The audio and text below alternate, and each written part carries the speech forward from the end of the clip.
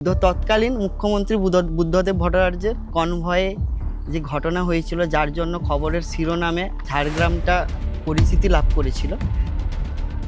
পশ্চিমবাংলায় বামফ্রন্ট সরকার গরিব মানুষ যে জমি পেয়েছিল, যদিও জঙ্গলমহল বলে কোনো নাম ছিল না,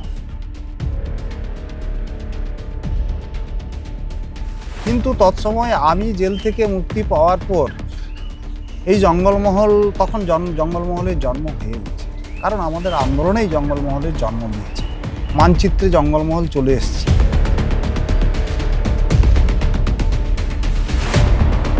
এই এলাকার পুরুষ মানুষ রাত্রে তার নিজের বাড়িতে থাকতে পারত না। পুলিশের যে অত্যাচার বা পুলিশি যে নিপীড়ন, সেই নিপীড়নটা একটাই কারণে, এখানকার মানুষ তাদের হক দাবিকে সামনে রেখে তারা চেয়েছিল খাদ্য। আমাদের অধিকার ফেরত দাও, গ্রামবাসী এক হও। এখানে 2002 সাল থেকে মিলিটারি ফোর্স নামানো হয়। অপশাসন বলা যায়, সেই অপশাসনের শিকার এই এলাকার মানুষ, আদিবাসী মানুষ, জনজাতি মানুষ। যে আমাদের পিছোবার আর কোনো জায়গা ছিল না, দেওয়ালে পিঠ থেকে গেছে, বিকল্প কোনো জিনিস জায়গা ছিল না, পথে নামা যায়। আপনাদের যে সাধারণ মানুষের গণ আন্দোলনের সঙ্গে কিষাণজির কানেকশন কি ছিল? So who was Kishanji? আমি জানি না কিষাণজি কি, কিষাণজি মাথায় দেয় না খাওয়া হয়, না ছেলে না মেয়ে, আমি জানি না। আপনাদের ডাকা সভা সেটা রূপান্তরিত হলো রাজনৈতিক সভাতে। হ্যাঁ, যার জন্য আমরা প্রতিবাদ করেছিলাম। ডেটটা হচ্ছে আপনার 3রা ফেব্রুয়ারি। খাস জঙ্গলে যে সভা হয়েছিল, যেখানে মমতা বন্দ্যোপাধ্যায় নিজে উপস্থিত ছিলেন। যে একটা গণহত্যা হয়েছিল, সেই গণহত্যার লাশ সৎ কাজের জন্য উনি এসেছিলেন। এখন 2026 সালে দাঁড়িয়ে তৃণমূল কংগ্রেসের সঙ্গে আপনার সমীকরণটা ঠিক কী জায়গায়? জঙ্গলমহলের যুবকরা কাজের সূত্রে বাইরে চলে যাচ্ছে মানুষের হয়ে। এখনকার মাহাতো বাবু কি সেই রকম ফিটনেস? অবশ্যই আমি সেটাই মনে করি। কারণ যে বারবার বলা সত্ত্বেও যদি কোনো জিনিস না হয়, ছাত্রদের মতো রাস্তায় থাকবে। 2008-2009 জঙ্গলমহল, লালগড়, পশ্চিম মেদিনীপুর বিস্তীর্ণ এরিয়া জুড়ে তখন উত্তপ্ত। একদিকে আদিবাসীদের লড়াই সশস্ত্র পুলিশ বাহিনী আর রাষ্ট্রের বিরুদ্ধে, আর রাতারাতি গণ আন্দোলনের মুখ হয়ে ওঠেন এই গ্রামের মেঠোপথে বড় হওয়া, লালগড়ের মাটিতে বেড়ে ওঠা ছত্রধর মাহাতো বাবু। মাওবাদী অভিযোগে টানা 10 বছর বন্দি জীবন, কলকাতা হাইকোর্ট কর্তৃক রাজনৈতিক বন্দি হিসেবে মর্যাদা লাভ। 2020 সালে ফিরে আসার পর সরাসরি তৃণমূলে যোগদান। আর এখন 2026, কেমন আছে এই লালগড়, কেমন আছে মাহাতো বাবু? এখনও কি উনি প্রতিবাদের কণ্ঠস্বর হয়ে জনগণের পাশে দাঁড়ান?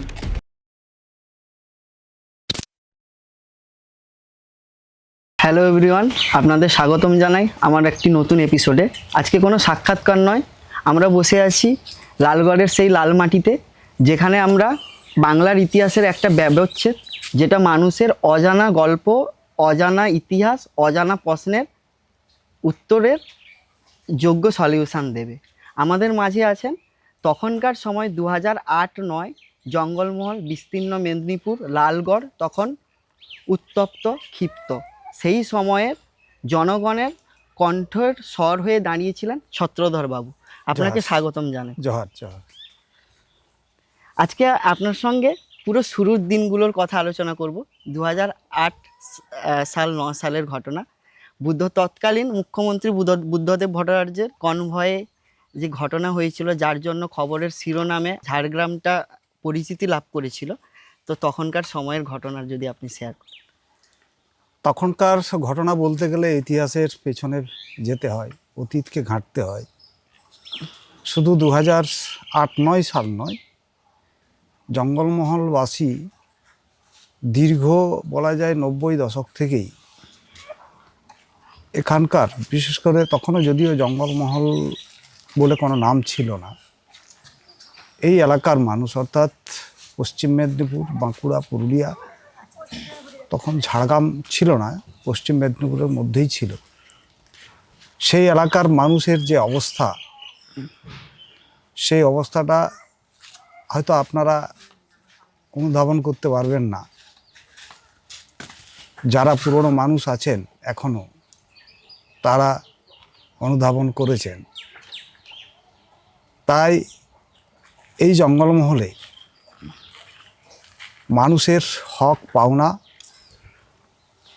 যদি কর্তৃপক্ষের কাছে অর্থাৎ সরকারের কাছে দাবি দেওয়া আকারে কেউ যেত, তার ভাগ্যে জুটত পুলিশের লাথি এবং তার সাথে সাথে তাকে কাস্টডিতেও ঢোকাতো।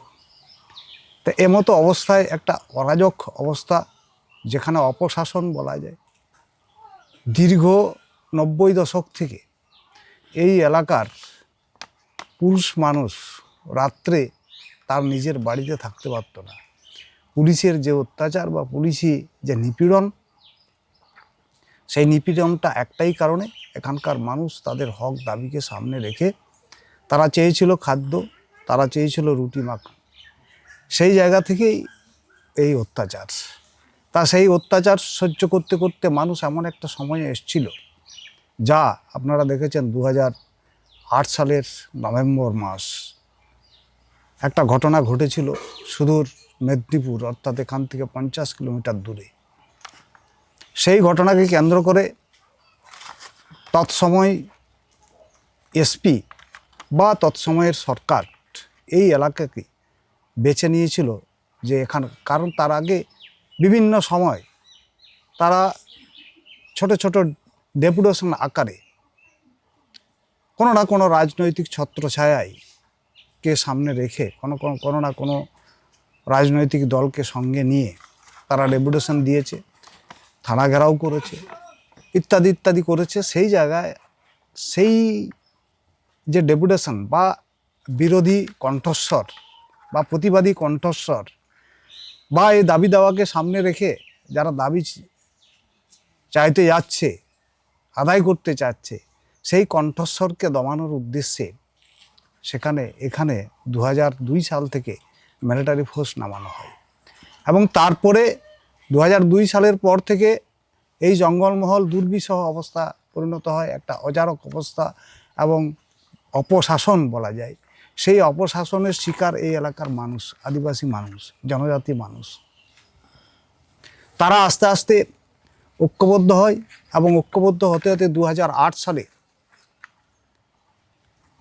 2রা নভেম্বর যে ঘটনা ঘটে, সেই ঘটনাকে সামনে রেখে তৎসময়ের বামফ্রন্ট সরকার পুলিশি অত্যাচার চরমে বাড়ায় এবং ছোটপলিয়া যে গ্রাম, সেই গ্রাম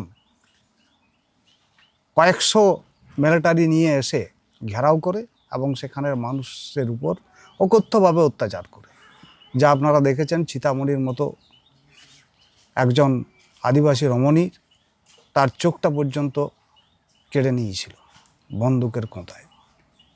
তাই এমতো সেই দৃশ্য দেখার পর এই এলাকার সাধারণ মানুষ সমবেত হয়েছিল এবং শুধু এই এলাকা নয়, আস্তে আস্তে এটা এই এলাকা ছাড়িয়ে অর্থাৎ জনজাতি সম্প্রদায় মানুষের যতদূর তাদের সংখ্যাগরিষ্ঠতা ছিল, তারা তাদের সামাজিক প্রথম অবস্থায় সামাজিক সংগঠনগুলো এগিয়ে এসেছিল এবং তারা একত্রিত হয়ে এই আন্দোলনে নেমেছিল, রাস্তায় নেমেছিল দাবি আদায়ের কারণে, যা আজকে লালগড় আন্দোলন নামে খ্যাত। এই যে গণ আন্দোলনটা যে শুরু হলো, গণ আন্দোলনের মুখ হিসেবে আমরা ছত্রধর মাহাতোর নাম খুঁজে পাই।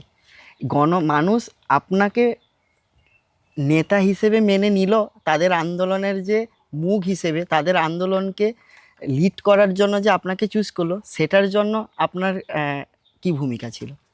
না শুনুন, একটা যখন কোনো আন্দোলন হয় বা মানুষ যখন সংগঠিত হয়, কেউ না কেউ তো নেতৃত্ব দেয়, কাউকে না কাউকে সেই জায়গায় থাকতে হয়। সেই সময় যদি ছত্রধর মাহাতো এখানে নাও থাকতো, অন্য কেউ সেখানে নেতৃত্ব দিত সেই জায়গায়। মানুষজনকে এটা জনগণ চেয়েছিল বলেই আজকে নেতৃত্ব দিয়েছে, এবং জনগণে, আমি মনে করি যে জনগণেই নেতা তৈরি করে, নেতা কোনোদিন নিজে থেকে তৈরি হতে পারে না।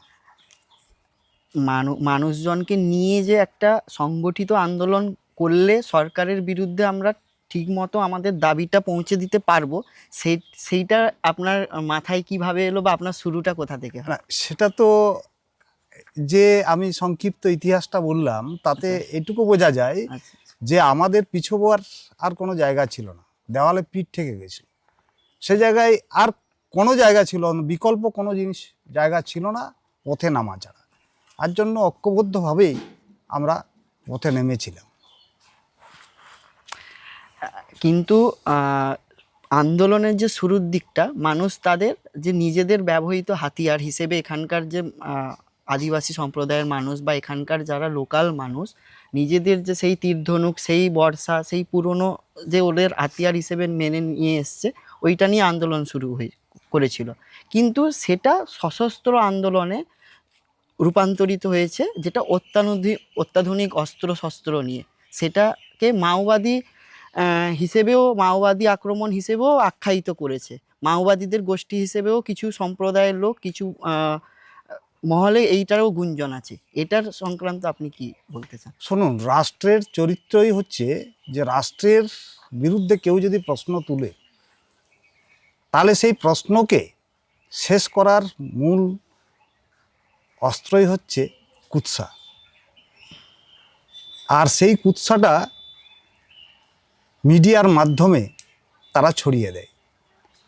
তা যে কথাটা বলছেন আপনারা, যে লাঠি তরোয়াল বা টাঙ্গি নিয়ে তারা তীর ধনুক নিয়ে নেমেছিল, এটা তো তাদের চিরাচরিত প্রথা, আদিবাসী মানুষের চিরাচরিত প্রথা, এবং বলা যায় এটা তাদের জাতীয় অস্ত্র।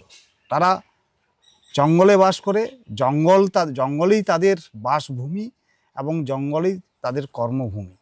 সেই জায়গা থেকে তাদের এটা চিরাচরিত প্রথা। এখানে আপনার আন্দোলন করুক, আন্দোলনে যাক, আর এমনি সাধারণভাবে কোথাও যায়, সেখানেও তাদের হাতে সেই সব অস্ত্র থাকে। আর যেটা আর্মস বা আগ্নেয়াস্ত্রের প্রশ্ন আসছে, এখানকার মানুষ আগ্নেয়াস্ত্রটা পাবে কোথা? দ্বিতীয় কথা হচ্ছে কি, ওই আন্দোলনে আপনি একটা চিত্র দেখাতে পারবেন না যেখানে আর্মস নিয়ে তারা ঘোরাফেরা করছে, বা আর্মস নিয়ে তারা আন্দোলনে যাচ্ছে, আর্মস নিয়ে কোনো থানাও ঘেরাও করেছে, বা আর্মস নিয়ে কোনো বিডিও অফিস ঘেরাও করেছে, বা কোথাও বিক্ষোভ দেখাচ্ছে বা পথ অবরোধ করেছে। এরকম চিত্র কিন্তু আপনারা দেখাতে পারবেন না। যেটা হচ্ছে আপনার এটা রাষ্ট্রের দমন করার একটা কি বলবো যে পদ্ধতি, যে আর্মসের কথা যদি আমরা সামনে আনি, এদেরকে যদি সন্ত্রাসবাদী সাজানো যায়, তাহলে আমরা অতি সহজে এদেরকে দমন করতে পারব। এটাই রাষ্ট্রের চরিত্র। এটা মানে যে কোনো রাষ্ট্রে, সে ব্রাহ্মণ থাক আর যেই থাক, তারা এটাই করে। আপনাদের যে সাধারণ মানুষের গণ আন্দোলনের সঙ্গে কিষাণজির কানেকশন কি ছিল, আপনি কি মনে করেন? আমি এই জায়গায় বলতে চাইছি যে শুধু কিষাণজির নামটা আসে, কেন আসছে না মেধা পাটকারের, কেন আসছে না মহাশ্বেতা দেবীর, কেন আসছে না স্বামী অগ্নিবেশের, কেন আসছে না অরুন্ধতী চৌধুরীর? ভারতবর্ষের ইন্টারন্যাশনাল বুদ্ধিজীবীরা এই আন্দোলনে অংশ নিয়েছিল, বহু বুদ্ধিজীবী এখানে এসেছিল, বহু সংগঠন এসেছিল। শুধু বুদ্ধিজীবী নয়, এখানে আমার মনে হয় ভারতবর্ষে যতগুলো গণসংগঠন ছিল, সমস্ত সংগঠন, আমি যদিও সবার নাম বলতে পারবো না, কারণ আজকে 3 দশকের পর সম্ভব নয় নাম বলা। তা সেই জায়গায় যেগুলো বিখ্যাত নাম, যেগুলো মানে সারা ভারতবর্ষে ইন্টারন্যাশনাল জায়গায় আছে, আমি তাদের নাম তো বললামই। তারাও তো এখানে এসেছিল, তারাও এখানে পথে নেমেছে এবং এখানকার জনগণের মানুষের সাথে মিছিলে ঘুরেছে। আপনারা দেখেছেন, আপনার কীর্তনিয়া, পল্লব কীর্তনিয়া, একজন বিখ্যাত গায়ক, যিনি শুধু রামগড় থেকে লালগড় আপনার পায়ে হেঁটে মিছিল করেছিল। তা এরকম ব্যক্তিত্ব এসছিল লালগড়ে, বহু এসছে। আমি সবাইকে চিনিও না, হয়তো সবাইকে চিনিও না। আবারও দেখেছেন যে তৎসময় বিরোধী দল তারা বিধায়কদের একটা টিম নিয়ে এসেছিলেন পার্থ চ্যাটার্জির নেতৃত্বে, সেটাও আপনারা দেখেছেন। তাহলে কি বলা যায় যে শুধু আমরা কিষাণজি কিষাণজি কিষাণজি? আমি জানি না কিষাণজি কি, কিষাণজি মাথায় দেয় না খাওয়া হয়, না ছেলে না মেয়ে, আমি জানি না। যখন এই কিষাণজির ইনকাউন্টার দেখালো, একটা লাশ আমরা ছবিতে দেখতে পেলাম, আমি তখন কাস্টডিতে।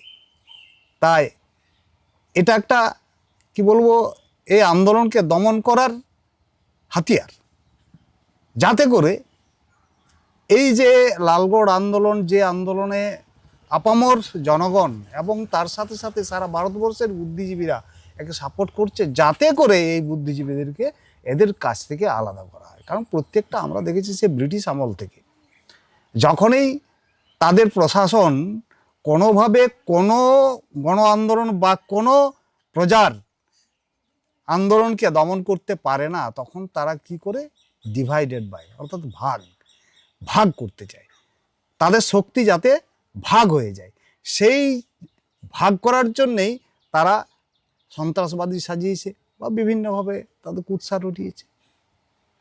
তার মানে আপনি বলতে চাইছেন এখানে কিষাণজির কোনো কানেকশনই ছিল না আপনাদের? আমি একবারে বলছি না যে কিষাণজির বা কিষাণজি নামক কে, কিষাণজির কোন সংগঠনে তার কানেকশন ছিল না, আমি তো একবারও বলতে যাচ্ছি না। এই কারণে না, আমরা প্রত্যেকটা গণতান্ত্রিক মানুষকে, সমভাবাপন্ন গণতান্ত্রিক মানুষকে এই লালগড় আন্দোলনে সমর্থনের জন্য আমরা আহ্বান রেখেছি।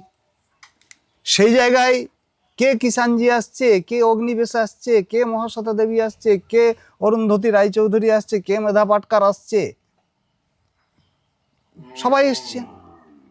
অপর্ণা সেন এসছেন, কৌশিক সেন এসছেন, বিখ্যাত নামেরা, তারাও তো এসছেন। আহ্বায়ক মানে একটা সংগঠনের আহ্বান আপনি জানিয়েছিলেন, তো সেই সংগঠনের আহ্বায়ক হিসেবে বা অভিভাবক হিসেবে তো আপনাকে এই যে কানেকশন কি ছিল এইটা জানাটা।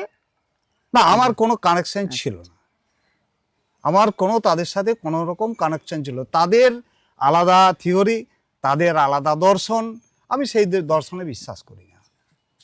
যদি সেই দর্শনেই বিশ্বাস করতাম তাহলে আমি জনগণ নিয়ে হাঁটতাম না, আমিও খাঁদে বন্দুক নিয়ে হাঁটতাম। আমি এতে বিশ্বাস করি না। এবার আসি সেই রোমহর্ষক দিনগুলো। 26শে সেপ্টেম্বর 2009 লালগড়ের পীরকাটা থেকে আপনাকে গ্রেপ্তার করা হয়। 10 বছরের সেই বন্দি জীবন আপনার, সেটা কি কারণে আপনি মনে করেন সরকার আপনাকে, বা আপনার সঙ্গে কোনো চক্রান্ত হয়েছিল, না আপনার সত্যিই কোনো দোষী ছিলেন, না এই মিস্ট্রিটা আপনি যদি একটু ক্লিয়ার করে বলতেন? না, শুধু এটা আমার ক্ষেত্রে হয়নি, বহু ক্ষেত্রে আপনি যদি ইতিহাস ঘাটেন, আমার ক্ষেত্রে যেমন হয়েছে তার পরবর্তী পর্যায়ে আবারও অনেক হয়েছে। যাক, আমি সেটা পরে আসবো। আপনার যে প্রশ্ন সেই জায়গায় যায়, সেটা হচ্ছে জায়গাটা হচ্ছে বীরকাঁট থেকে আমাকে অ্যারেস্ট করেছিল সাংবাদিক সেজে, এবং তারপরে পরবর্তী অধ্যায় সেটা তো একটা ইতিহাস। এবং ইতিহাস বলতে টানা 10 বছর, সেই 10 বছরের জেল যাত্রা, সাধারণ মানুষ অর্থাৎ যাদের সাথে আমি আন্দোলনে নামলাম, যারা আমার সব সময় 24 ঘন্টার সাথে ছিল, তাদের থেকে আলাদা একটা জায়গায় থাকা স্বাভাবিক কারণেই তার কি বলবো, এর অভিজ্ঞতা একটা অন্য টাইপের, অন্যরকম। আচ্ছা, ওনাদের নিতান্তই সাংবাদিক শাস্তি হলো কেন? তখনকার সময়ে আপনাদের আন্দোলন কি সাংবাদিকরাই পুরোপুরিভাবে উপলব্ধি করতে পারতো বলে আপনারা আস্থা জায়গায় পৌঁছেছিলেন? না, সে কথাটা নয়। সাংবাদিক সাজার মূল কারণেই হচ্ছে আমাকে জনগণ থেকে বিচ্ছিন্ন করতে তারা কিছুতেই পারছিল না। অর্থাৎ জনগণ থেকে আলাদা না করলে তাকে অ্যারেস্ট করে নিয়ে যাওয়া এই এলাকা থেকে সম্ভব নয়। কারণ জনগণ এটা ভেবেছিল যে সে জনগণের কণ্ঠস্বর, জনগণ তাকে এই জায়গায় দিয়েছে, জনগণ তাকে এই জায়গায় নিয়ে এসছে। সেই জায়গা থেকে তারাও জীবন দিতে বাজি ছিল, অর্থাৎ আমার জন্য তারাও জীবন দিতে বাজি ছিল, এটা তারা অনুভব করেছিল, যার ফলে তারা ছদ্মবেশ গ্রহণ করেছিল। আপনি মানুষের পাশে দাঁড়ালেন, মানুষের হয়ে মানুষের দাবি ছিনিয়ে নিতে মানুষের হয়ে আন্দোলন শুরু করলেন।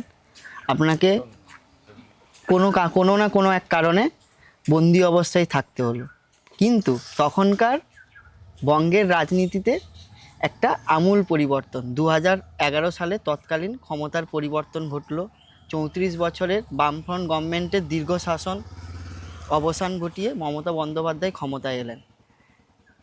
তখন আপনার উপলব্ধি কি হয়েছিল এবং আপনার জেলের ওই কুঠুরি পর্যন্ত এখানকার ওই পরিবর্তনের আঁচ কি আপনি বুঝতে পেরেছিলেন? না, আমাদের আন্দোলন এটা তো বুঝিয়ে দিয়েছিল যে আমাদের উপর যে দমন পীড়ন বা আমাদেরকে যে বঞ্চিত করে রেখেছে এটা সঠিক, অর্থাৎ আমাদের আন্দোলনটা ছিল সঠিক।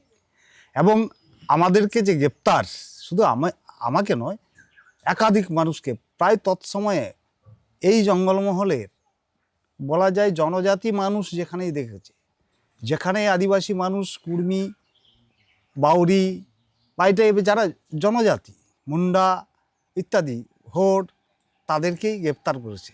অর্থাৎ এক কথায় বলা যায় যদি দেখেছে পদবিতে তাহলে সে গ্রেপ্তার হয়েছে। স্বাভাবিক কারণেই জনজাতি মানুষ এই আন্দোলনটাকে মনে করে পরিবর্তনের মূল কারণ, এবং এটা আমিও মনে করি। বাকিরা কেউ মনে করে কি করে না সে প্রশ্নে আমি যাচ্ছি না, কিন্তু লালগড় আন্দোলন তৎসময়ের রাজনৈতিক প্রেক্ষাপটটাই বদলে দিয়েছে, এটা অস্বীকার করার জায়গা নাই। আর জেলের কুঠরির যে ঘটনা, অর্থাৎ স্বাভাবিক, তো আমরা যা চেয়েছিলাম ওই সরকারকে উৎখাত করতে চেয়েছিলাম, কারণ ওই সরকার আমাদের প্রতি অত্যাচার করেছে, আমাদের প্রতি অবিচার করেছে। তাই সেই সরকার যেহেতু এখান থেকে পট পরিবর্তন হচ্ছে, তাদেরকে উৎখাত করা গেছে এবং সেটা আমাদের আন্দোলনের স্রোতেই, সেই জায়গা থেকে স্বাভাবিক কারণেই তো আনন্দিত হবই। এবং তার আগে আমি একটু কথা বলে নিই যে 2011 সালের আগে 2009 সাল 2010 সাল 9ই আগস্ট 2010 সালের 9ই আগস্ট 9ই আগস্ট আপনার জানবেন লালগড়ে একটা ঐতিহাসিক সভা হয়েছিল সন্ত্রাস বিরোধী মঞ্চের নামে। এবং আজকে যদি সেই ইতিহাসের পাতা ঘাঁটা যায়, এটা ছিল আমাদের প্রস্তাবিত কর্মসূচি। যদিও আমরা জেলের মধ্যে ছিলাম, জেলের মধ্যে থেকে অগ্নিবেশ, মহাশ্বেতা দেবী বা এদের সাথে যোগাযোগ করে আমরা একটা সিদ্ধান্ত নিয়েছিলাম যে জঙ্গলমহলে যে দুর্বিষহ অবস্থা চলছে, অর্থাৎ হারমাদ বাহিনী যেভাবে গ্রামগুলোতে প্রত্যেকটা গ্রামে হারমাদ ক্যাম্প তৈরি করেছে, এখানে একটা রাজনৈতিক কর্মসূচি করার দরকার আছে। তাহলে রাজনৈতিক কর্মসূচি কিভাবে হবে? আমরা বলেছিলাম যে আপনারা আসুন 15 আগস্ট অর্থাৎ 2010 সালের 15ই আগস্ট আমরা এখানে ন্যাশনাল ফ্ল্যাগ হোস্টিং হবে। কোথায়? লালগড়ে। এরকম একটা আমরা সিদ্ধান্ত নিয়ে জেল থেকেই আমি একটা খোলা চিঠি লিখেছিলাম এবং সেটা মিডিয়া ভালোভাবে প্রকাশ করেছিল। সেই চিঠির পরিপ্রেক্ষিতে তৎসময় বিরোধী নেত্রী মমতা বন্দ্যোপাধ্যায় উনি এটাকে 9ই আগস্ট নিয়ে এলেন এবং পোস্টারিং করে দিলেন যে 9ই আগস্ট লালগড় চলো তৃণমূল কংগ্রেসের ডাকে।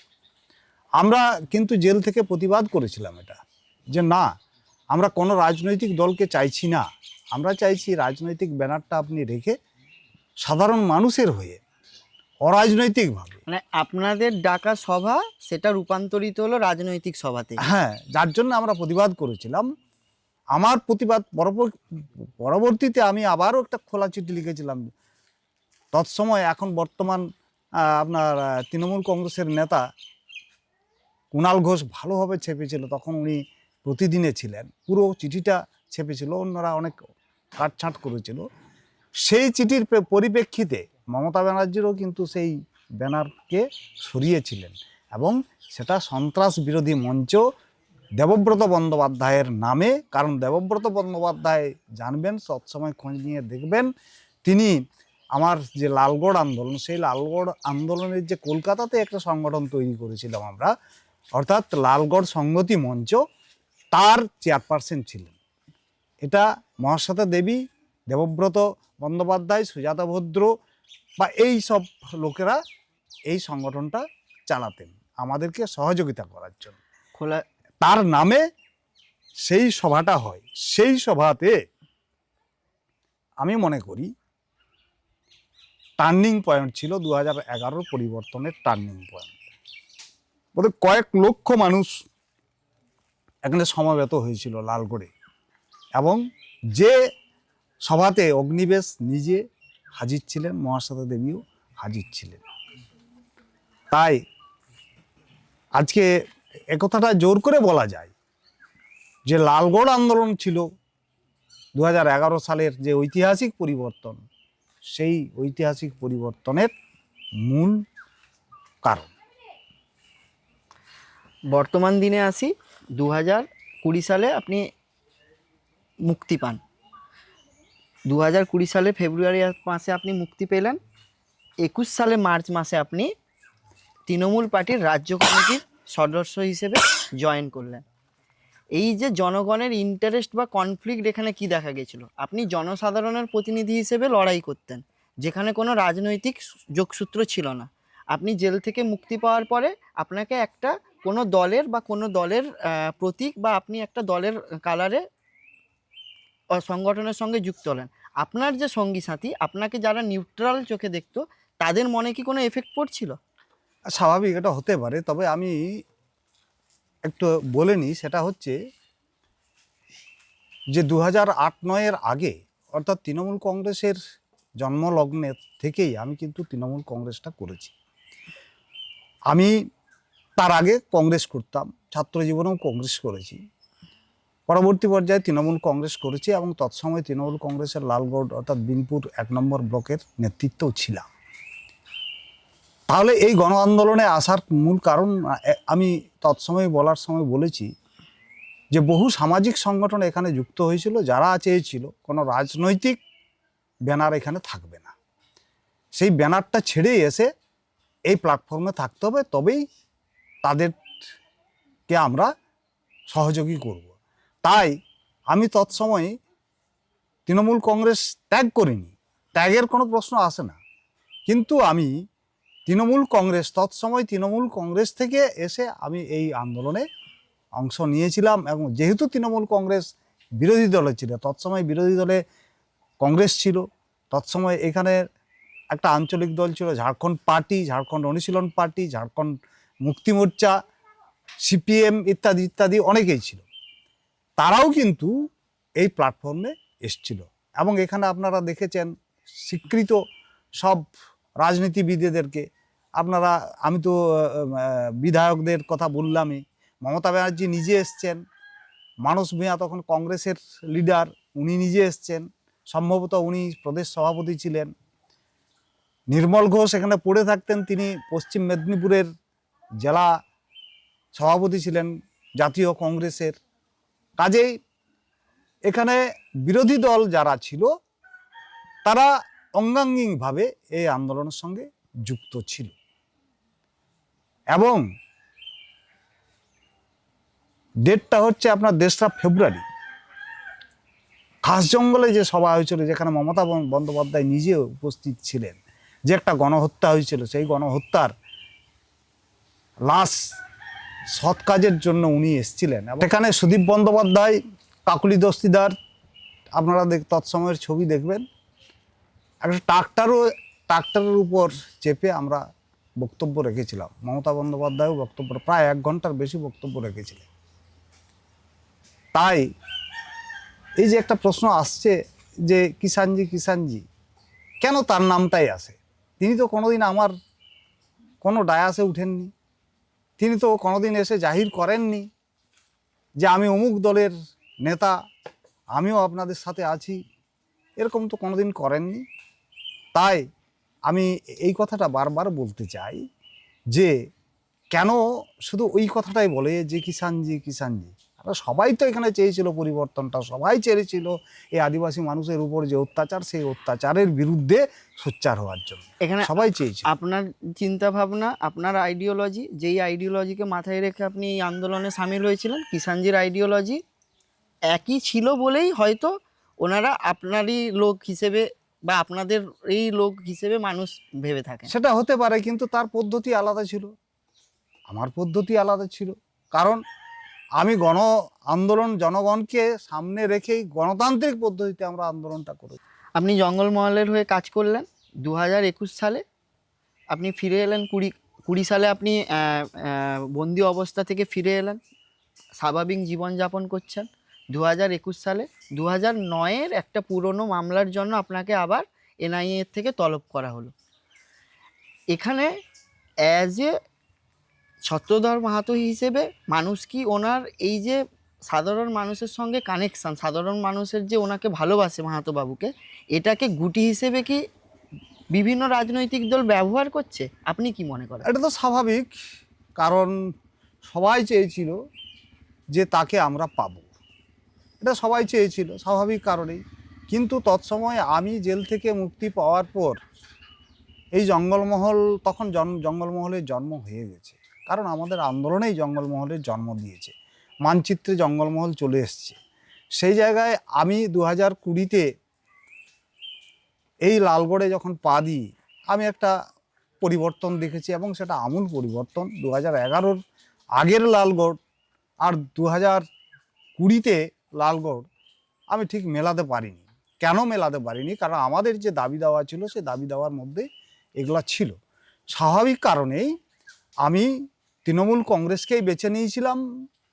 সবাই যদিও আমার কাছে সেই প্রস্তাবটা নিয়ে এসেছিল, কিন্তু আমি তৃণমূল কংগ্রেসকেই বেছে নেওয়ার মূল সরকারের বিরুদ্ধে আপনার লড়াই ছিল, ওই সরকারের কাছে যে দাবিগুলো ছিল এই পরিবর্তিত সরকার এসে সেটাকে পূরণ করতে পেরেছে। হ্যাঁ, এই কারণে আপনি প্লিজড হয়েছেন। প্লিজ হয়েছি, এবং তার সাথে সাথে এটাও আছে, আমার সহকর্মীরা অনেকেই তখন তারা এখানে চলে এসছে। আচ্ছা, স্বাভাবিক কারণেই, এবং আমিও এটাতে প্রভাবিত হয়েছি। তৎসময় সত্যি যে উন্নয়নটা ঘটেছে, যেটা আমরা চেয়েছিলাম, যেভাবে চেয়েছিলাম সেভাবেই কিন্তু আমরা পেয়েছি। তাই আমি এটাকে বলি আমার আন্দোলন সাকসেসফুল। এই কারণেই বলি যে আমার যে এই আন্দোলন ছিল এটা মানে বাস্তব, এবং তার সফলতাও পেয়েছি। এখন 2026 সালে দাঁড়িয়ে তৃণমূল কংগ্রেসের সঙ্গে আপনার সমীকরণটা ঠিক কী জায়গায়? এখানকার ডেভেলপমেন্ট অন্যান্য যে জায়গাগুলো আছে, অন্যান্য যে পশ্চিমবঙ্গের পরিপূরক ডিস্ট্রিক্টের থেকে পিছিয়ে না এগিয়ে, তার খতিয়ান কি? আপনি এখনও এই লালগড়ের ডেভেলপমেন্ট হিসেবে আজকের দিনে দাঁড়িয়ে কি কি নতুন ডেভেলপমেন্টের আর্জি জানাচ্ছেন গভর্নমেন্টের কাছে? না, আমি প্রথমেই বলবো যে অন্যান্য ডিস্ট্রিক্ট থেকে অবশ্যই পিছিয়ে। এই কারণে পিছিয়ে, কারণ এখানকার জনজাতি মানুষ, তাদের মেধা শক্তি অত বেশি নেই। স্বাভাবিক কারণে এখানে মানে প্রতিরক্ষা, মানে ডিফেন্স ছাড়া, অর্থাৎ পুলিশ বা ইত্যাদি এই টাইপের ছাড়া এদের এখানকার মানুষের চাকরি সেরকমভাবে তারা নিতে পারে, প্রতিযোগিতায় দাঁড়াতে পারেনি। সেই জায়গা থেকে অন্যান্য জেলা থেকে এখানে পিছিয়ে আছে। তবে হ্যাঁ, এটাও ঠিক যে তৎসময় থেকে এখানে নিশ্চয়ই তার পরিবর্তন হয়েছে, এবং সেই পরিবর্তনকে সবাই স্বীকৃতিও দিচ্ছে। বর্তমানে একটা আজকে 26 সালে দাঁড়িয়ে আমি এই কথাটা বলতে চাই যে যখন কোনো দল তার মানে বৃহত্তর জায়গায় যায় বা দীর্ঘদিন প্রশাসনের থাকে, স্বাভাবিক কারণে তার প্রাতিষ্ঠানিক একটা হাওয়া, বিপরীতে হাওয়া বয়। সেই জায়গায় এটা তো অস্বীকার করার নাই যে মানুষ যখন সুযোগ পায়, বিভিন্ন কথাই আছে, মানুষ মাত্রই স্বার্থপর। সেই জায়গায় যে যখন সুযোগ পায়, সে স্বার্থের জায়গাটা সে মানে বেশি পরিলক্ষিত হয় বা দেখে। সেই জায়গায় কিছু কিছু পকেট আছে বা কিছু কিছু বেশ কিছু জায়গা আছে যেগুলোতে এরকম স্বজন পোষণ ইত্যাদি ইত্যাদি চলছে, এটা তো অস্বীকার করার নাই। আমি এর বিরুদ্ধে। সেই জায়গা বর্তমান 2026 সালের দলের সাথে আমার হয়তো সম্পর্ক একটু মানে অল্প তিক্ততা এসছে, অস্বীকার করার নাই। কিন্তু আমি যেটা মনে করি, যদি আজকে এই সরকারই পারে এই এলাকার উন্নয়ন ঘটাতে বা সার্বিক উন্নয়ন ঘটাতে, যদি কিনা সঠিক লোককে সঠিক জায়গায় বসায় এবং মনিটরিংটা থাকে, সঠিক মনিটরিংটা থাকে, আর এই বনজ সম্পদ অর্থাৎ জঙ্গলমহল আমি মনে করি অন্যান্য জেলা থেকে খনিজ সম্পদ বা যে কোনো সম্পদ থেকেই তারা কিন্তু অনেকখানি এগিয়ে উৎকৃষ্ট। ন্যাচারাল রিসোর্সের হাব বলা যেতে পারে। হ্যাঁ, হাব বলা যায়। তা সেই জায়গা থেকে সেই সবের উপর যদি সরকার দৃষ্টিপাত করে, সেই সব জিনিসের উপর যদি দৃষ্টিপাত করে, অর্থাৎ এখানে জঙ্গল সম্পদকে কাজে লাগানোর জন্য জঙ্গল সম্পদের অনুসারী শিল্পগুলো যদি এখানে করা যায়, তাহলে এখানের যে বেকার যুবক যুবতী যারা আজকে বিভিন্ন স্টেটে বা বিভিন্ন জায়গায় চলে যাচ্ছে কাজ করতে, তারা এখানে কাজটা পাবে। কারণ রুখা সুখা এলাকাতে মূল উপজীবিকাই হচ্ছে এখানের জঙ্গলের সম্পদ আর টুকটাক চাষবাস, এবং সেটা একটা টাইম চাষবাস, সেটা হচ্ছে বর্ষাকালীন চাষবাস। তাই এখানে কাজের অভাব আছে। কাজের অভাব থাকার কারণেই এখানকার যারা শিক্ষিত যুবক যুবতী, যারা বর্তমান প্রজন্মে যারা আজকে শিক্ষা লাভ করে হয়তো খুব উচ্চশিক্ষা না পাক, মধ্যশিক্ষার মধ্যে যারা আছে, তারা কোথায় যাচ্ছে না বিভিন্ন জায়গায় বেড়াতে চলে যাচ্ছে, কাজে চলে যাচ্ছে। সেখানে গিয়ে বিভিন্ন সময় তারা লাঞ্ছিত হচ্ছে, অত্যাচারিত হচ্ছে। এটা আমরা আপনাদের মাধ্যমে, মিডিয়ার মাধ্যমে দেখতেও পাচ্ছি। এটা একটা খারাপ সংকেতের দিকে যাচ্ছে। তাই আমি সরকারের কাছে আমি এই আবেদন রাখতে চাই যে এখানকার মানুষ যে ঘাম রক্ত ঝরিয়ে পরিবর্তনটা এনেছিল, সেই ঘাম রক্তের বিনিময়ে বা সেই ঘাম রক্তের বিনিময়ে তাদের এটা প্রাপ্য আছে যে তাদের ছেলেমেয়েরা যাতে এই জায়গায় অনুসারী শিল্প হিসাবে জঙ্গল সম্পদ বা খনিজ সম্পদ যেসবগুলো আছে তার অনুসারী শিল্প যদি এখানে গড়ে উঠে, তাহলে এখানকার মানুষ উপকৃত হবে এবং এখানকার সমাজও অনেকখানি এগিয়ে থাকবে, এটা আমি মনে করি। এখানকার সাধারণ মানুষরা, গ্রামের মানুষরা আপনাকে যথেষ্ট ভরসা করে, যথেষ্ট বিশ্বাস করে। তারা হয়তো নিজেদের জোরে, নিজেদের দমে তারা এখানকার যে ডেভেলপমেন্ট বা অ্যাডমিনিস্ট্রেটিভ রোল যারা বা যিনারা যেসব ব্যক্তিরা গভর্নমেন্টের পক্ষ থেকে বা কোনো অর্গানাইজেশনের পক্ষ থেকে পালন করছে, যেমন ব্লক প্রেসিডেন্ট, অঞ্চল প্রেসিডেন্ট, এমএলএ, এদের সঙ্গে আপনার সমীকরণটা কি ডেভেলপমেন্ট রিলেটেড কাজ? না, আমি বারে বারে আমি সুযোগ যখনই পেয়েছি আমি তাদের কাছে সেই সব প্রস্তাব রেখেছি। আমার সাথে কেউ কোনোরকম যে তার সাথে সম্পর্ক খারাপ এটা নয়, কিন্তু আমি আমার প্রস্তাব যখন সুযোগ পাই, যখনই করেছি আমি রেখেছি। হয়তো সেগুলো তাদেরও কোনো বাধ্যবাধকতা থাকতে পারে, সেই জায়গা থেকে সব প্রস্তাবে তারা হয়তো মেনে নেয়নি। কখনো আপনি ভাবছেন যে এইখানে এই জায়গাটা জরুরি ছিল এবং চাইলেও করা যেত, গভর্নমেন্টের কাছে সাফিসিয়েন্ট ফান্ড ছিল, কিন্তু কোনো রাজনৈতিক কারণে বা কোনো রাজনৈতিক ইন্টারনাল লবিতে কাজটা হলো না, তখন কি সেই পূর্বের যে একটা অভিমান, পূর্বের যে রাগ, একটা প্রতিবাদী মানসিকতা যেটা আপনি যখন যুবক অবস্থায় ছিলেন মানুষরা লক্ষ্য করেছে মানুষের হয়ে, এখনকার মাহাতো বাবু কি সেই রকম ফিটনেস আছে? অবশ্যই আমি সেটাই মনে করি। কারণ বয়স হয়েছে ঠিক আছে, কিন্তু মনের দিক থেকে আমি কিন্তু এখনও একইভাবে সেই ছত্রধর মাহাতোকে আমি মনে করি। এবং সে সুযোগ পেলে, অর্থাৎ যা বারবার বলা সত্ত্বেও যদি কোনো জিনিস না হয়, এখানকার মানুষের যদি আরও সেই রকম দুর্দশার জায়গায় আসে, ছত্রধর মাহাতো রাস্তায় থাকবে। হ্যাঁ, কুর্মী মাহাতোদের আদিবাসী মর্যাদা হিসেবে আপনি সরকারের কাছে কিছু দাবি তুলেছিলেন। শুনুন, এটা হচ্ছে একটা সামাজিক আন্দোলন। আমি এককভাবে তুলিনি। কেন তুলিনি না, আমি একটা এই এলাকার সার্বিক সমস্ত জনজাতিকে ঐক্যবদ্ধ করে আন্দোলনে গেছিলাম। এখানে কুর্মী ছিল, সাঁওতাল ছিল, মুন্ডা ছিল, হাড়ি ছিল, বাগদি ছিল, সর্বোপরি আদিবাসীদের মর্যাদার জন্য আপনি হ্যাঁ, লড়েছিলেন। আদিবাসী মানুষের জন্য মর্যাদার জন্য লড়েছি। আর আমি মনে করি এবং এটাও মনে করি বর্তমান রাজ্য সরকার এই কুর্মী সম্প্রদায়কে অনেকখানি এগিয়ে দিয়েছে, এটা অস্বীকার করার নাই। এবং এই কুর্মী সম্প্রদায় যে আদিবাসী, তার নিজ পরিচয়, নিজ জাতির পরিচয় সে তো জাহির করবেই, স্বাভাবিক।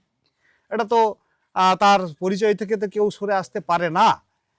তা সে জায়গায় সেখানে আমার পূর্ণ সমর্থন আছে, অবশ্যই আছে।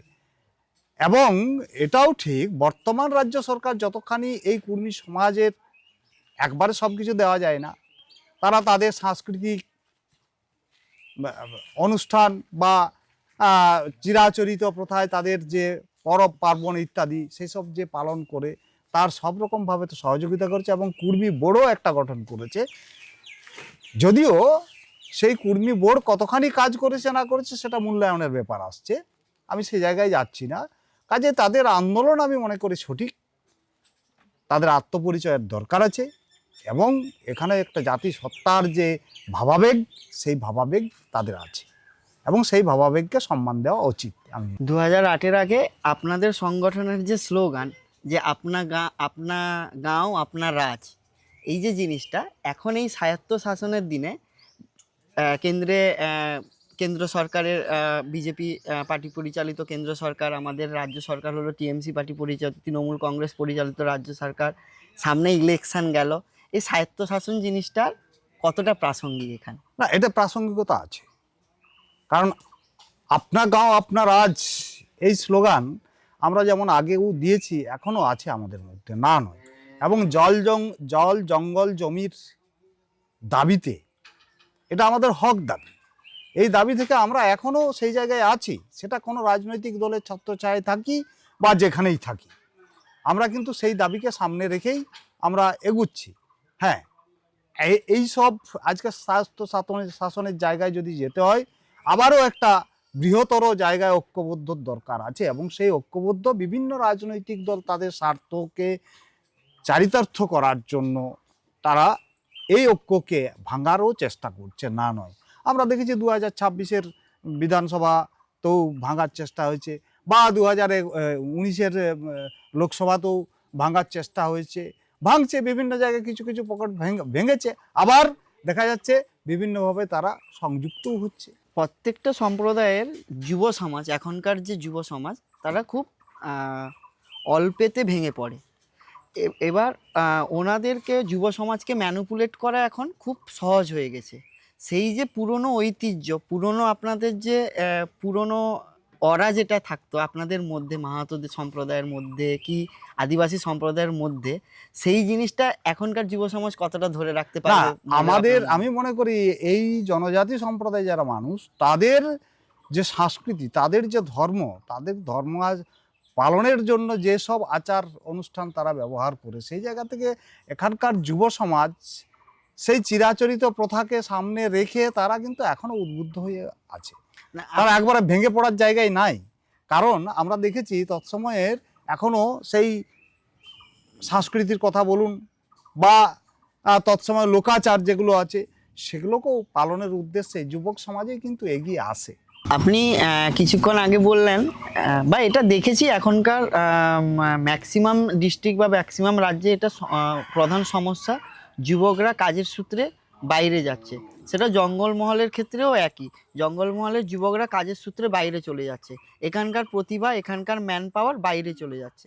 সেটাকে যদি আর্থিক এবং সামাজিক দিক থেকে যদি ডেভেলপ করা যায় জঙ্গলমহলকে, এখানকার মানুষ এখানেই থাকবে, এখানে থেকে রোজগার করবে, তো আপনি এখানে কি প্ল্যানিং করলে বা গভর্নমেন্টকে কি সাজেশন দেবেন? আপনার মাথায় কি আইডিয়া? আমি সেটা তো বললামই যে এখানকার যে সম্পদ, সেই সম্পদকে সামনে রেখে অনুসারী শিল্প, অর্থাৎ এখানে আপনার বালি আছে, পাথর আছে, কাঠ আছে, মধু আছে, আমরা বহু রকম মরজ্য সম্পদ, সব রকম এখানে আছে, পাতা আছে, এগুলো যদি আজকে যদি পাতার কথা বলা যায়, আজকে আপনার এই লালগড়ের পাতা যাচ্ছে কোথা, আপনার কোথা উড়িষ্যা, বিভিন্ন স্টেটে যাচ্ছে, বা আমাদের স্টেটেরও বাইরে বাইরে যাচ্ছে, এবং এখানে কাজু বাদাম হয়, সে কাজু বাদাম এখানে প্রসেসিংয়ের কোনো জায়গা নাই, সেই কাজু বাদাম এখান থেকে নিয়ে যাওয়া হচ্ছে অন্য জায়গায়, হয় পূর্ব মেদিনীপুর বা অন্য ডিস্ট্রিক্টে বা ঘাটাল ইত্যাদি ইত্যাদি। এখানে কেঁদু পাতা একটা সব থেকে বলা যায় এই জঙ্গলমহলের একটা সিজন ব্যবসা বা সিজনের এখানকার মানুষের একটা উপজীবিকার একটা মূল হাতিয়ার। এখানে বিড়ি শিল্প বা ওই পাতা দিয়ে যা তৈরি হয়, সেই ও সব অনুসারী শিল্পগুলো যদি এখানে গড়ে ওঠে, তাহলে এই যুবকরা তা কাজ পাবে, এবং যারা সংগ্রহ করছে তারাও ওই মানে যে কোনো মূল্যে মানে জলের দামে তাদেরকে আর বিক্রি করতে হবে না। সেটা কাজুর ক্ষেত্রেও হতে পারে, পাতার ক্ষেত্রেও হতে পারে, কাঠের ক্ষেত্রেও হতে পারে, মধুর ক্ষেত্রেও হতে পারে, পাথরের ক্ষেত্রেও হতে পারে, বালির ক্ষেত্রেও। এগুলা যদিও অনেক, এখানে আপনার বালি খাদান আছে, এখানে আপনার পাথর খাদান আছে, যদিও বৈধ অবৈধ আমি সে প্রশ্নে আসছি না, কিন্তু আছে তো। সেটা যে সেই জায়গা থেকে তো এখান থেকে সম্পদ, এখানকার সম্পদ, এখানকার মানুষের সম্পদ। কারণ আমরা বারবার যখন এই স্লোগান তুলছি জল জঙ্গল জমির অধিকার আমরা নিব, তাহলে সেটা তো আমাদের সম্পদের মধ্যে পড়ছে। তো সেই সম্পদগুলো বিভিন্ন জায়গায় গিয়ে প্রক্রিয়াকরণ হচ্ছে। যদি এখানে প্রক্রিয়াকরণটা হয় তাহলে এখানকার যুবকেরা যুবক যুবতীরা এখানে কাজ করতে পারে। এবং তার সাথে আরেকটা নতুন জিনিস আছে, যেটা হচ্ছে পর্যটন শিল্প। এখানে বহু জায়গায় মানে এই বিশেষ করে ঝাড়গ্রাম জেলা এখন বলা যায় পর্যটনের সমৃদ্ধি আছে। কারণ আপনি যে দেখবেন যেটুকু হোটেল ফোটেল হয়েছে সেগুলোতে সব সময় আপনার ভিড়ে লেগে আছে। আজকে যদি সরকার এই গ্রামগুলোতে হোমস্টে বা এই টাইপের করার ব্যবস্থা করে হচ্ছে, কিন্তু দেখা যাচ্ছে সেটা প্রক্রিয়াকরণভাবে একটু অন্যভাবে হচ্ছে। অন্যভাবে বলতে ধরুন আমি শিল্পপতি, আমি করলাম কি এই গ্রামে এসে দুটো যুবককে ধরে খাড়া করে তাদের নামে একটা হোমস্টে করলাম, তাহলে অ্যাকচুয়ালি তারা তো পেলো না। মানে সেই স্বায়ত্ত শাসন জিনিসটা থাকছে না, আপনাদের অধিকার আপনাদের হাতে থাকছে না, কর্পোরেটদের হাতে চলে যাচ্ছে। কর্পোরেটদের হাতে চলে যাচ্ছে। আজকে আপনি বাগমুন্ডিতে যান, আজকে আপনি বেলপাহাড়িতে যান, যতগুলো রিসর্ট হয়েছে সেগুলো জঙ্গলমহলেও অনেক ইকো রিসর্ট হয়েছে, অনেক ইকো রিসর্ট ট্যুরিজম হয়েছে, হাব সেগুলো হয়েছে। একটিও এই এলাকার মানুষের নয়। তা সেটা যদি এই এলাকার মানুষ করতে পারে, আজকে যদি এই যে যে যে গ্রামে বসে আছে এই গ্রাম সামনে এখানে আপনার জঙ্গলের মধ্যে অনেক রায়ত জায়গা আছে, যেখানে যদি একটা বড় জলাশয় করা যায়, এখানে পিকনিক স্পট হতে পারে, অনেক কিছু হতে পারে। এখানে আপনার পিকনিক স্পটে এসে তারা হাতি দর্শন করতে পারে, এখানে হাতির পাল থাকে, বহু রকম ব্যাপার আছে। এই গ্রামের অর্থনৈতিক চিত্রটাই বদলে যাবে এইগুলো যদি হয়। এবং তার সাথে সাথে এখানে কিছু চাষযোগ্য জমি আছে, যেমন কোল্ড স্টোর। এখানে এই এলাকার কাছাকাছি কোনো কোল্ড স্টোর নাই, আমার ব্লকের নাই বললেই হয়। সে কোথা সেই আপনার ঝাড়গ্রামের কাছাকাছি একটা স্টোর আছে মাগুরা বলে। তা এগুলো সবজি স্টোর বা আপনার ধান মিল ইত্যাদি এইসব, এগুলো দরকার আছে। এগুলো হলে কিছু ছেলে কাজ পাবে, এই ছেলে যারা বাইরে যাচ্ছে তারা এখানে কাজটা পাবে। একেবারে শেষের প্রশ্নে আসি। আপনার এই দীর্ঘ জীবন, এখানে অনেক চড়াই উতরাই আপনি দেখেছেন, তো কোনো একটা জায়গায় গিয়ে আপনার কি কোনো অনুশোচনা হয়, বা কোনো একটা জায়গায় গিয়ে আপনাকে নিজেকে গর্বিত মনে হয়? অনুশোচনার জায়গা আর গর্বের জায়গা যদি দুটো শেয়ার করেন। না শুনুন, আমি মনে করি জীবনটাই লড়াইয়ের জায়গা। এখানে মানে জন্ম থেকে মৃত্যু পর্যন্ত মানুষকে, এই যে মানুষের জীবন, এটা লড়াই করেই বেঁচে থাকতে হয়। আজকে আমি মনে করি আমার লড়াই অনেকখানি সাকসেসফুল, সেই জায়গা থেকে আমি গর্ববোধ করি। কেন না, আমরা অর্থাৎ আমি এবং এই এলাকার মানুষ যে স্বপ্ন দেখেছিল, যে স্বপ্নকে সামনে রেখে তারা লড়াইটা করেছিল, যে স্বপ্নকে সামনে রেখে তারা ঘাম রক্ত ঝরিয়েছিল, তারা অনেকখানি সফল হয়েছে। কেন সফল হয়েছে না, 2011 সালের অবস্থা আর আজকের অবস্থা আমূল পরিবর্তন হয়েছে। এবং আর যাই হোক, অন্তত পক্ষে তাদের যে খাদ্যাভাব ছিল সেটা আজকে পেয়েছে, আজকে টুকটাক শিক্ষাও পেয়েছে। আমরা দেখেছি 2011 সালের আগে আপনার সেই লালগড় ছাড়া কোনো হাই স্কুল ছিল না, উচ্চ মাধ্যমিক স্কুল ছিল না। আজকে দেখা গেছে প্রত্যেকটা গ্রামে গ্রামে উচ্চ মাধ্যমিক হয়েছে, লালগড়ে কলেজ হয়েছে, এখানে নার্সিং কলেজ হয়েছে, এখানে স্বাস্থ্যকেন্দ্র হয়েছে। তাই মোটামুটি বলে আমি নিজেকে গর্ববোধ করি এই কারণে যে আমরা যে লড়াই করেছি সেই লড়াইটা আমাদের সাকসেসফুল। মানুষ কষ্ট করতে করতে যখন কষ্টটাকে ধীরে ধীরে কষ্ট থেকে মুক্তি পাওয়ার জন্য মানুষের ডেভেলপমেন্ট আশা করে সরকারের কাছ থেকে, ডেভেলপমেন্ট পাওয়ার পরেও মানুষের কষ্টের জায়গাটা কোনো না কোনো জায়গায় গিয়ে একই রকমই থাকে, কারণ দিনের শেষে মানুষের চাহিদা বাড়তে থাকে। আজকের দিনে দাঁড়িয়ে এত কিছু ডেভেলপমেন্টের পরেও কি কি জিনিস এখনো নেসেসারির মধ্যে পড়ে যেটা মানুষ পাচ্ছে না এখানকার মানুষ? এই জায়গায় স্থায়ত্ব শাসনটা আসে, অর্থাৎ যে যে আপনার গাঁও আপনার রাজ, অর্থাৎ এই জায়গায় ক্ষোভ বিক্ষোভটা তার থাকলো না। তুমি তোমার জিনিস, তুমি তোমাকে, তোমার সমাজ, তোমার এলাকা, তুমি এখানে শাসন করবে, তুমি এখানে তার রাজ চালাবে। এই যে ক্ষোভ বিক্ষোভ বা বিভিন্ন জায়গায় যে খামতি আসে, স্বাভাবিক খামতি তো আছে, অস্বীকার করছি না, খামতি আছে।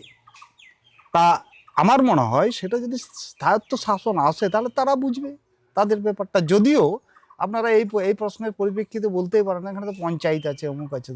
আরে পঞ্চায়েত বলুন, যাই বলুন না, অনেকটা তো এরা স্বজন পোষণের মধ্যে থাকে, এটা তো অস্বীকার করার নাই। তাই স্থায়ত্ব শাসনের ক্ষেত্রে তারা নিজেরা তাদের শাসক তৈরি করবে এবং নিজেরাই তারা শাসনটা করবে। আমি মনে করি এটা করলে এই যে মানুষের উত্তরোত্তর যে চাহিদা, সেই চাহিদার থেকে বা চাহিদাকে সামনে রেখে, দাবি দাওয়াকে সামনে রেখে যে বিক্ষোভ বা আন্দোলন, এগুলো সংগঠিত হওয়ার জায়গা থাকবে। অ্যাডমিনিস্ট্রেটিভ ডেভেলপমেন্টের জায়গায় যারা বা যেনারা আছেন তাদের উদ্দেশ্যে আজকে জনগণের প্রতিনিধি হিসেবে আপনার মেসেজ কি থাকবে? আমি তাদের উদ্দেশ্যে আমি এটাই বলবো, কারণ আমরা দেখছি জঙ্গলমহলে এখানে মেধাশক্তির অভাব আছে। এখানে যারা ডিএম আসছেন, এখানে যারা বিডিও আসছেন, এখানে যারা এসডিও আসছেন, বিভিন্ন শহর থেকে ওনারা আসছেন, তাদের জীবনযাত্রা আলাদা। তাদের একটা এখানে এসে যা দেখছে একটা কি বলবো, মানে বিপরীত ধর্মী এখানে জীবনযাত্রা। সেই জায়গা থেকে আমি তাদের কাছে অনুরোধ রাখবো, আমি যেটা পরিলক্ষিত করেছি, অনেকেই তারা আসছেন এখানে কি বলবো, মানে নিজের জীবনকে উপভোগ করার জন্য। এটা তা নয়, আপনাকে পাঠানো হচ্ছে এখানে এই এলাকার মানুষের উন্নয়নের জন্য, এই এলাকার মানুষের যে কি অবস্থা আছে সেই অবস্থা থেকে তুলে নিয়ে যাওয়ার জন্য। কাজেই তাদের কাছে আমি আবেদনটা এটাই রাখবো যে এই এলাকার, আপনি কলকাতা থেকে আসুন বা আপনি কোনো শহর থেকে আসুন, আপনি এই এলাকাকে সেই কলকাতা করার চেষ্টা করুন। এই এলাকাকে আপনি আপনার যে সমাজ যে জায়গায় উঠে আসছে সেই জায়গাকে নিয়ে যাওয়ার চেষ্টা করুন। আমি এই আবেদন রাখবো তাদের কাছে। সুন্দর শান্তিতে সংসারে আপনার ফ্যামিলি আছে, সংসারের মানুষজনকে নিয়ে আপনি বসবাস করছেন। তো আগের জীবন আর এখনকার যে জীবন আপনাকে কি শিক্ষা দিয়েছে? না, এটা তো স্বাভাবিক ব্যাপার যে আজ দীর্ঘ দুটো ধাপে প্রায় 12 বছর কি তারও বেশি পরিবার থেকে আলাদাভাবে ছিলাম আমি, কিন্তু তাও তো ছিলাম। এবং সেখানেও যে আমি বিনা লড়াইয়ের মধ্যে ছিলাম এটা নয়, সেখানেও আমার লড়াইয়ের মধ্যেই ছিলাম। কারণ আমি যখন জেলখানায় যাই, জেলখানার যে অবস্থা ছিল সেই অবস্থারও আমি পরিবর্তন ঘটিয়েছি। যদিও সেটা 11 লাগে না, আমি 1 বছরের মধ্যে পরিবর্তন ঘটিয়েছিলাম।